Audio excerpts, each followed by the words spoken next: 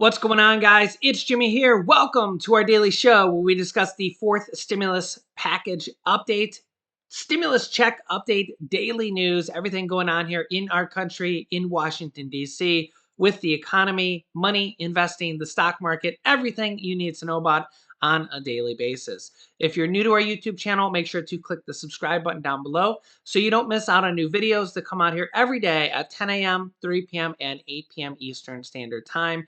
I'll keep you up to date with everything. Also, I'm giving away $1,000 here in our What's in the Box contest, and I will give you a clue to what's in that box in this video. So make sure to watch all the way to the end, and you just could win money directly from me. We're doing this pretty frequently here nowadays, so definitely make sure to stay tuned.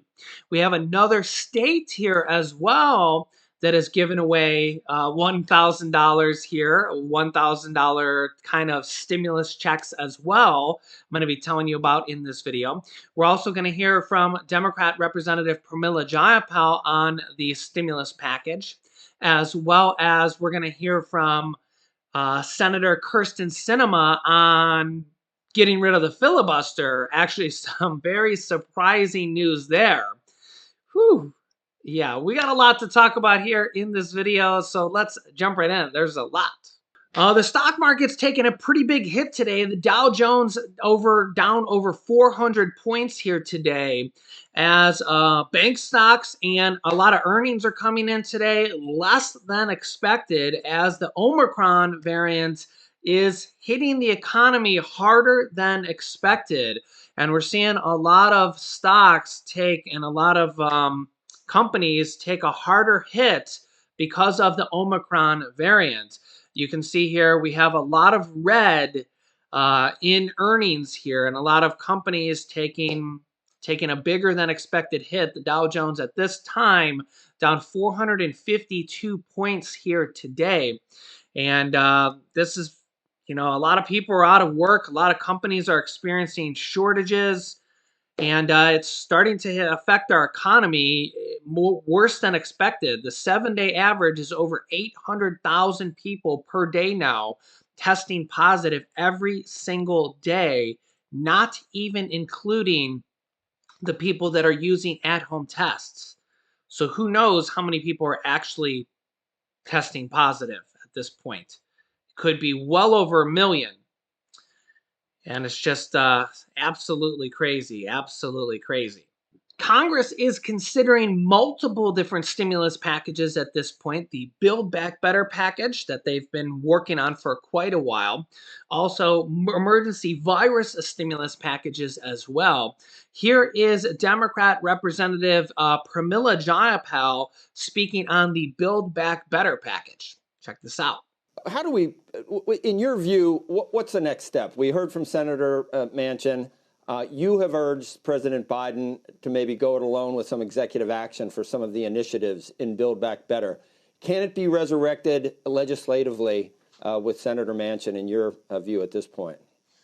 Joe, I believe it can. Senator Manchin did call me after he gave that interview on Fox News. And we talked about the fact that, the bill that he had, the framework that he had agreed to just a month before he had given his commitment to the president on that framework was a little bit different than the House bill that we passed. The House bill had a few more things in it that Senator Manchin had not agreed to.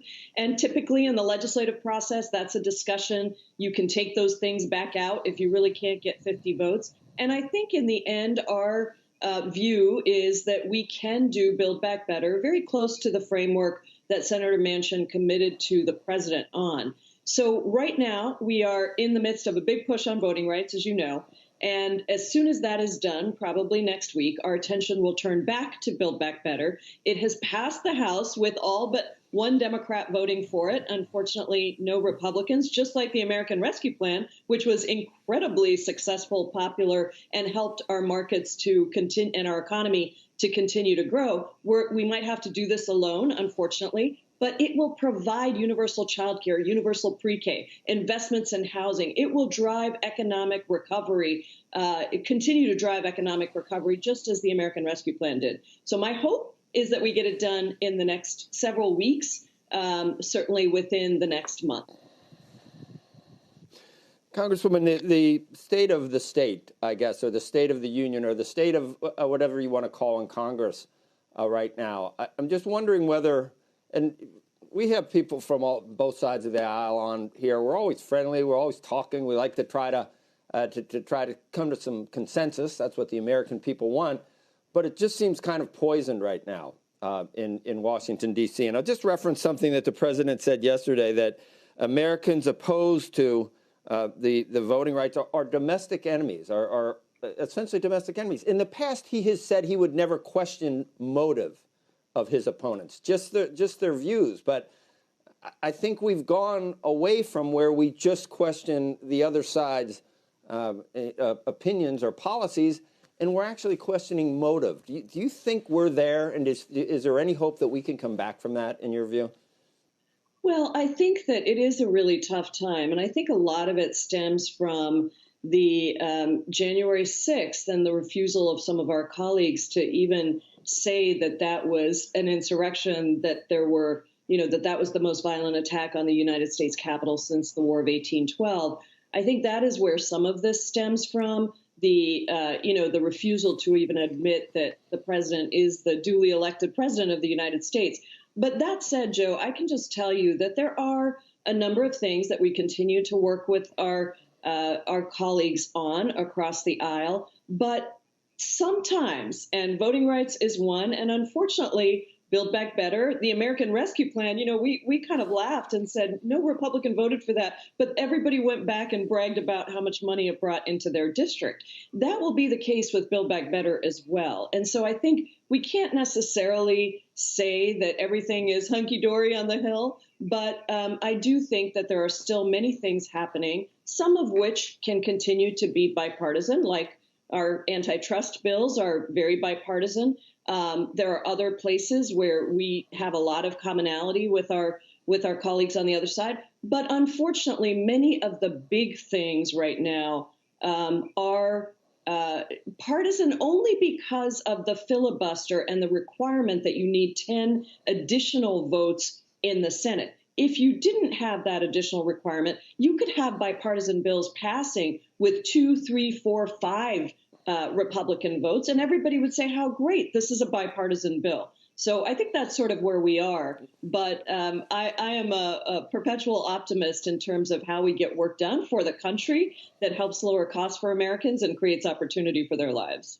Speaking of the filibuster, the rule that requires 60 votes to pass a bill in the Senate, normally, there is certain exceptions like the reconciliation process, which is how the Democrats passed the third stimulus check package and how the Republicans passed the 2017 Trump tax cuts.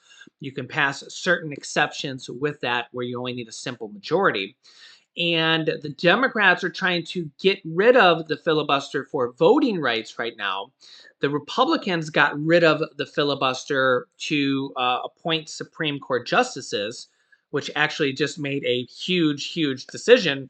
The Supreme Court actually struck down the vaccine mandate for employers and employees of over 100 employees.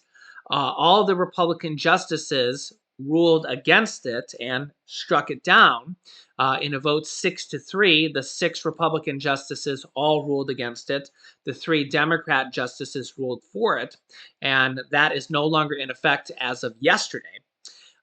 But in another ruling, the Supreme Court justices ruled on 2 rulings. They did uphold the vaccine mandate for healthcare workers 5-4.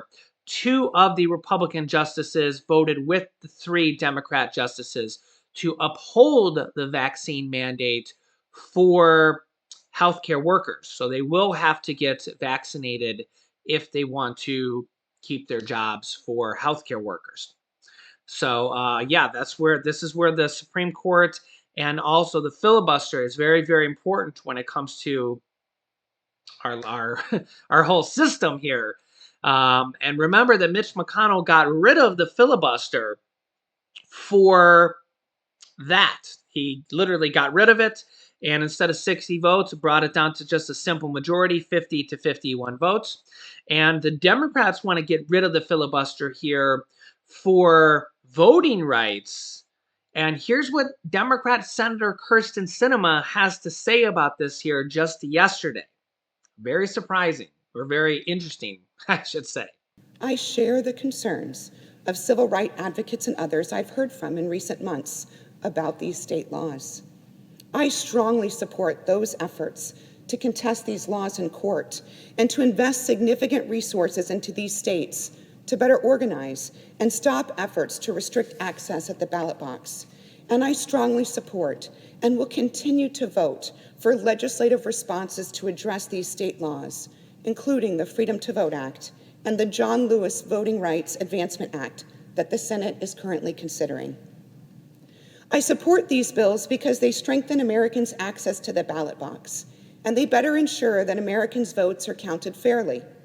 It is through elections that Americans make their voices heard, select their representatives, and guide the future of our countries and our community. These bills help treat the symptoms of the disease, but they do not fully address the disease itself. And while I continue to support these bills, I will not support separate actions that worsen the underlying disease of division infecting our country.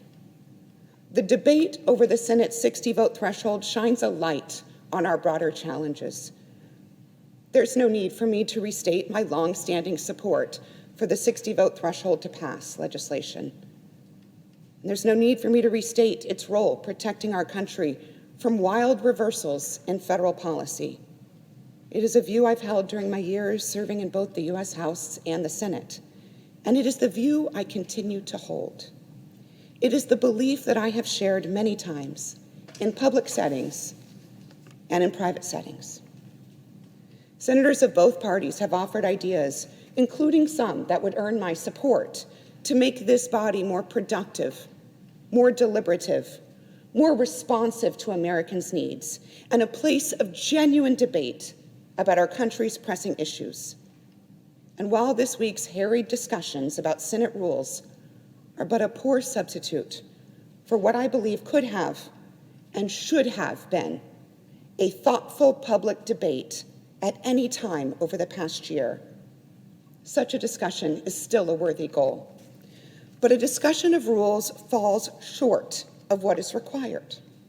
American politics are cyclical, and the granting of power in Washington, D.C. is exchanged regularly by the voters from one party to another. This shift of power back and forth means the Senate 60 vote threshold has proved maddening to members of both political parties in recent years, viewed either as a weapon of obstruction or a safety net to save the country from radical policies, depending on whether you serve in the majority or the minority.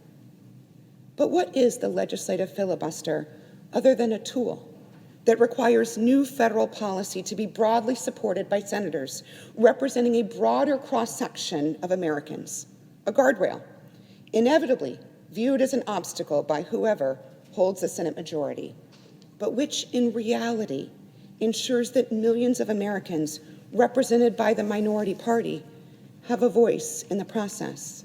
And Joe Manchin says after Kirsten Sinema's speech, he praised her for refusing to get rid of the filibuster.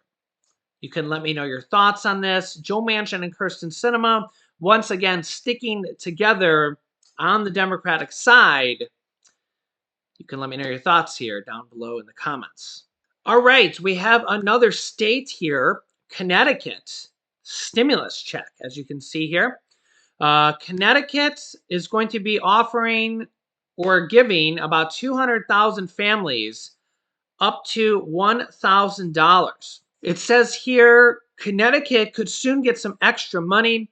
It's not exactly a direct payment. It's rather part of the state's earned income tax program. Eligible recipients will get this money in the form of an extra tax refund. Governor Ned Lamont recently announced that he had asked the appropriate state agency to retroactively enhance the state's 2020 earned income tax credit to increase it from 23% of the federal credit to 41.5%. Eligible families get an earned income tax credit of up to $1,000 depending on their income. The amount of the enhanced credit that a family gets depends on the size of their federal credit. The IRS uses their taxpayer income, number of qualifying children, and marital status to calculate the federal credit. For example, a single parent of 2 at the federal poverty level who received a $1,246 state credit in the spring will now receive an additional $1,002 for a total state credit of $2,248, Lamont's office said. The Connecticut virus stimulus check would benefit about 200,000 low to moderate income families who earned up to $56,844, going to couples with 3 or more children, and they're going to do this retroactively. Married couples with no kids can earn up to $27,380, and couples with 2 kids can earn up to $53,835. A point to note is that families who would get this extra tax refund will be those who filed for the 2020 earned income tax credit. They're going to be going back and doing this retroactively. So very, very interesting. And again, this is just kind of another state giving money back to their residents, whether you call it a stimulus check, a tax refund, a stimulus program. We want to continue to see more and more states do this, so I will keep you up to date here. Hopefully in 2022 we see more and more states do this. Remember that all 50 states are sitting on more than $1 billion in stimulus money from the third stimulus check package, and we're going to see a lot more of this here in 2022. So I will keep you up to date on that. Okay, now next up on our What's in the Box giveaway here. I am giving away $1,000 in total. We're doing this contest pretty frequently, so definitely stay tuned here even after this. This contest is really, really fun. I have a lot of fun doing this. I've had thousands of comments from the past ones saying a lot of people just have a lot of fun doing this. If you can guess what's in that box correctly, you will be entered into the pool of people who have guessed correctly, and from there we will have randomly picked 10 winners to win $100 each for a total of $1,000. All you need to do to guess correctly is, or to enter into the contest, is leave a comment down below. That's it. So all you got to do is leave a comment down below. This will be clue number 3. Clue number 3. Clue number 3 is, if you are sly, you may figure this one out. If you are sly, you may figure this one out. All right, so that's clue number 3. Feel free to leave a comment down below. I know this one's a little tricky, this comment. So leave a comment down below. If you want to see the previous 2 clues, go back to the previous videos here. I'll link you to one of them here in a second. And there's going to be 10 clues here in total, so don't miss out on any new videos. Make sure to click the subscribe button down below so you don't miss out on any new videos. It's completely free to do so. Remember that new videos come out here every day at 10 a.m., 3 p.m., and 8 p.m. Eastern Standard Time.